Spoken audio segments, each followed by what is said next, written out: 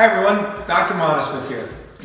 If you've seen me before or met me before, this is not how I normally look when I'm at work. No white coat, no tie. We're here tonight, or this evening, in my home gym. During this time in our history when we are all sort of stuck inside, I wanted to give you some simple exercises that those of you either suffering from arthritis or who've had knee or hip replacement and don't have the capability to go to the gym, because none of us can go to the gym right now, they're all closed. Some simple exercises that you can do in the comfort of your own home without much in the way of equipment. You don't need all this stuff you see behind me. If you have some equipment, that's great. If not, this will do as well. So I'm going to run through a few simple exercises, and if any of you have been to my website, you've probably seen these, maybe a bit repetitive, so I apologize, but just some simple things.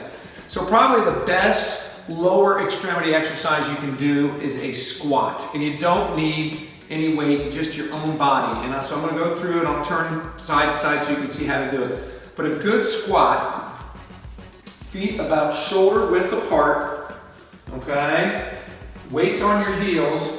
When you get started, you break your butt, for lack of a better term, you hinge it back, drop it back, sink into your heels, keeping your knees behind your toes, your hands forward, and sink into it. And don't let your body flex like this or your knees go forward like that. You want to keep your chest and up and get down to that, and then come up. And again, weight through your heels. Down, up, okay? And that's a simple squat. I'll also show you how to do what's called a wall sit. And that's simply if you've got a wall, which we all have in our homes, you simply put your back up against the wall. And by the way, I'd like to thank my daughter for doing all the filming. Couldn't do it without her. Thank you, Marin. So again, feet a little more than shoulder width apart. Feet and far away from the wall, so you're really leaning back into this wall. And then what you're gonna do is, again, weight in your heels. You're gonna slide down so your legs are parallel to the ground. And again, weight through your heels and dig in and try and push through this wall, and you'll really feel your muscles in your thigh tighten up. And again, see where my knees are in relationship to my toes, way back. And you can hold this for 15, 20, 30 seconds. If you have a little lightweight dumbbell like this, you can hold it out in front of you and tighten your core. It's a good core exercise while you're doing this. All right, so just hold it for however long you can. And then if you have to, you can use your hands to push up, and then take a break and repeat. On the squats, I'd say do 10 or 15 in a set, and trying to do 3 or 4 sets a day is good. On these, if you can work up to a 30-second wall sit, that's excellent. But if you can only do 10 seconds, do that. And then wait a little bit and repeat. And as time goes on, you'll build more strength. So this is just a simple exercise mat, but if you have just a carpeted floor, that works fine too. So this is going to work the posterior aspect of your legs, your hamstrings and your glute, or your rear end muscles.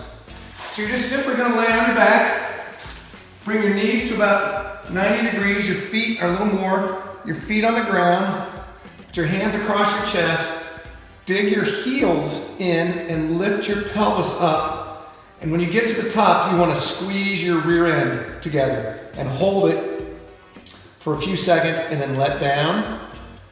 Take a breath and repeat. Up and hold. And you should feel that through your hamstrings and your glutes. And then down. If you're really feeling strong, you can do it with one leg and just keep the other leg parallel. Switch legs, do a one leg, and that works each leg a little more. Again, if you can do 10 of those and maybe do 3 sets in a day, that's plenty. I'm also going to show you a couple other exercises for your leg, your hip girdle muscles. One is just a simple side lift, which is what it sounds like, laying on your side in line and then taking your leg up. And you should feel that through here, through the what's called the tensor fascia, through your abductors back here, okay? So you just take it up and hold it, and down, rest, up, hold it for a few seconds, down. Then lay on your stomach, your chin, hands under your chin, and lift your leg up and squeeze your rear end. And you should feel that here and in your low back muscles. Down, switch the other leg, hold it for maybe a 6 or 7 count, and down. Now, I'm going to show you all how to do what's called a plank, which is a core exercise. These are pretty hard, but I'm going to show you the proper technique. And if you can get to holding these for a minute, that's great. If you can get 10 seconds the first week, and then 20, and then 30, just keep working. But the idea behind a plank, it's just what it sounds like, a plank of wood, if you think about it. On your elbows, and elbows under your shoulders, feet together, head up, a little bit like this, which you don't, and you can see how my rear end is up in the air just a little bit, and my back is flat. What most people do is they start to let their back do this. That's not right. You want to tighten that core, flex that pelvis, so that you've got that nice flex, or that nice flat back and straight legs. People bend their knees, or they lower their back, and that's not proper form. So if you can hold one of these and squeezing your core muscles, which are these guys right here, and hold that for as long as you can. So those are just some simple exercises you can do in your own home. And if you need more information, please visit us at orthoindy.com. Take care and be well.